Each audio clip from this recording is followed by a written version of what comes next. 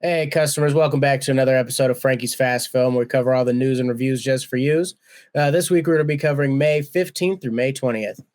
So, for trailers this week, Mission Impossible Dead Reckoning Part 1 is going to be the next Mission Impossible movie starring Tom Cruise. That dropped another trailer this week. Looks like it's going to be a lot of fun. I mean, Tom Cruise is getting up there in age, and he's still doing all these ridiculous stunts. It should be a pretty good movie. We'll be seeing that one pretty soon. We also had Martin Scorsese's new film, Killers of the Flower Moon. It's going to be a long movie. It's already saying it's 3.5 hours long on IMDb. He's working with Leonardo DiCaprio and Robert De Niro again. I'm sure this movie is going to be great. We're going to be seeing a lot about this come Oscar season. The Bear Season 2 dropped a trailer this week. It's going to be returning to Hulu on, I believe, June 22nd. If you didn't watch the first season of The Bear, you really missed out on a great show. So go catch it now so you're ready for the new season to be coming out. Haunted Mansion is another trailer that dropped out this week. Disney's dropping this now. Hopefully it's better than the Eddie Murphy one was back in 2003. This one does have a great cast with Rosario Dawson, Owen Wilson, Danny DeVito, Tiffany Haddish, Lakeith Stanfield. I mean, this should be great. I'm hoping it's fun. I'm kind of looking forward to it. We also had The Creator with a trailer this week. It's going to be Gareth Edwards' new film. He's the director of Rogue One. It's going to be starring John David Washington. Looks like kind of an action movie, a little bit of like that Lone Wolf and Cub that we've been seeing be popularized more now in like Mando and The Last of Us. So hopefully this show's good or this movie's good. I'm looking forward to it. John David Washington is pretty great, so it should be good. And then we had a teaser trailer for Five Nights at Freddy's.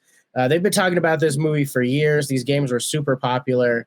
I mean, there's a lot of lore that goes into these games. It's kind of hidden in the background of just these quick, scary games. Hopefully they really lean into that. I'm really looking forward to this as well. Hopefully it's a lot of fun.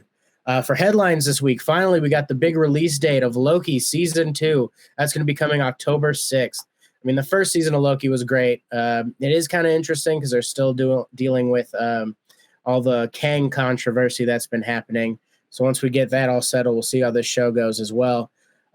Disney's also releasing Echo on November 29th, and this is going to be a big change for their drop schedule for how they release their shows. Echo is actually going to be releasing all the episodes as one big binging moment on November 29th versus like even Loki the month before only being week to week. So it's going to be interesting to see how that affects their viewing and who like actually watches this show. Disney also had a lot of other news come out from their CFO, Christine McCarthy. Looks like they're going to be pulling a lot of content from their streaming services because it's going to save them some money. It's also part of the reason why the WGA is like protesting right now.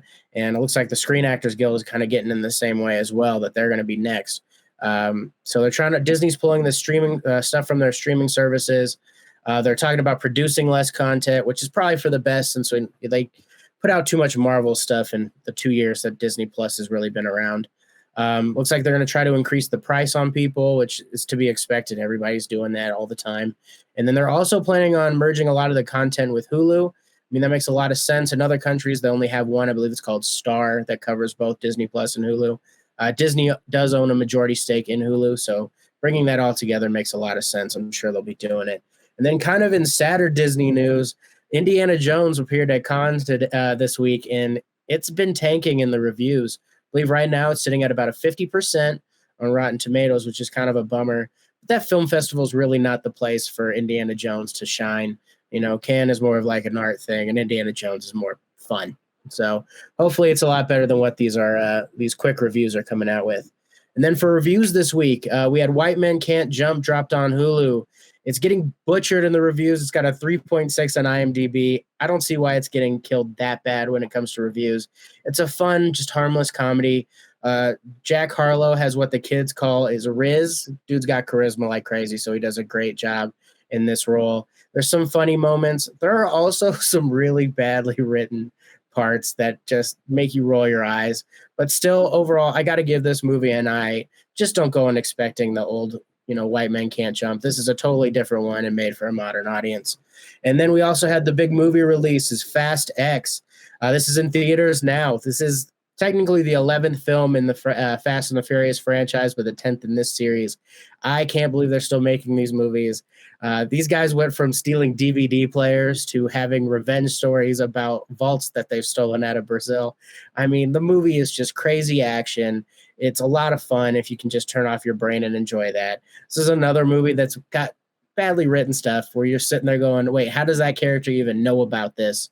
They're not talking to each other and they're at different places in the world. But you just have to accept that this is kind of happening, and it's just those kind of fun movie. It's just crazy action, and just have to enjoy it for what it is. Every old cast member is back except for our boy Hector. Shout out to Noel G. And everybody else is back, though. Jason Momoa is added to the cast this time. He's going to be playing the villain. He's quite eccentric in the role. It's a lot of fun. He's a great contrast for Vin Diesel's always serious Dom character. This Jason Momoa character is just a lot of crazy fun to see. Like I said, if you've seen these movies before, you know exactly what you're getting into. It's not any different than what you can expect. It's just straight action that's over the top. This one does get left on a bit of a cliffhanger because the plan is to like have this be the beginning of the final trilogy in this series.